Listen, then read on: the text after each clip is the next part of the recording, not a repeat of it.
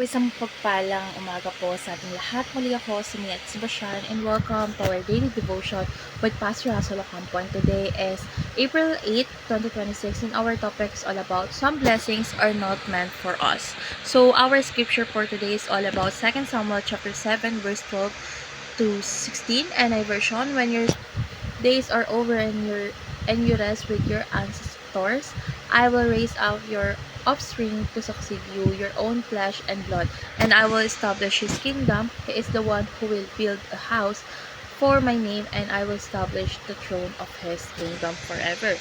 So, sa devotion po na ito, si David po ay may desire na magtayo ng templo para sa Diyos, but God said no. Instead, sinabi ng Diyos na ang anak niya ang gagawa nito, at dito natin makikita ang isang mahirap tanggapin na katotohanan. Hindi lahat ng blessings ay para sa atin. Minsan, ang fulfillment ng promise ay para sa susunod na generation. But this doesn't mean na hindi tayo blessed. It means we are part of something bigger than ourselves. So God was establishing not just David's plan, but an eternal kingdom that will ultimately be fulfilled in Jesus Christ. This reminds us that God's plan is generational, eternal, and always perfect.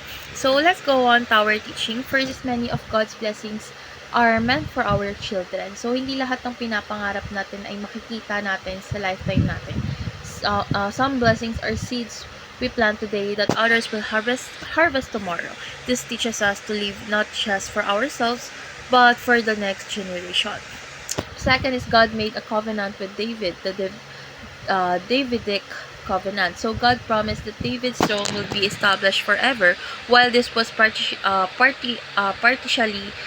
fulfilled in Solomon. Its ultimate fulfillment is in Jesus Christ, the eternal King. This shows that God's promises go beyond immediate results. So last is we are citizen of the kingdom under King Jesus. So yung tunay na fulfillment ng covenant ay hindi lang earthly kingdom, kundi eternal kingdom through Christ. As believers, we are part of the kingdom today, live under the rule and reign of Jesus. So let's go on to our application. First, pray for God's blessing upon our children and the next generation is wag lang sariling future ang isipin natin, ipanalangin din natin yung susunod na mga generation. Ask God to guide, protect, and bless them beyond what you can see. Second is understand the Bible and know your role in God's story. Hindi ka lang observer, participant ka sa plano ng Diyos. As you study His Word, mas maintindihan mo kung saan ka kapilang sa Kanyang plano. And lastly is trust God's perfect timing according to His internal plan. So kapag hindi agad natutupad yung gusto natin, hindi ibig sabihin na walang nangyayari or wala nang mangyayari. God's timing is always aligned with His greater purpose beyond your lifetime. So let's go on to our last part, which is our discussion. And our discussion talks about where are some blessings not meant for us but for our children. So because God's plan is bigger than one lifetime, so He is not only working in your life, He is working through your life for others. Some blessings are designed to continue beyond you, showing that God's purposes are eternal and generational, not just personal. So let's dive deeper. First question is, how can these verses be fulfilled in Christ when He is sinless? So the promise points beyond Solomon to Jesus, while human kings failed. Jesus perfectly fulfilled the covenant as the sinless and eternal King. Second is, what is the concept of typology?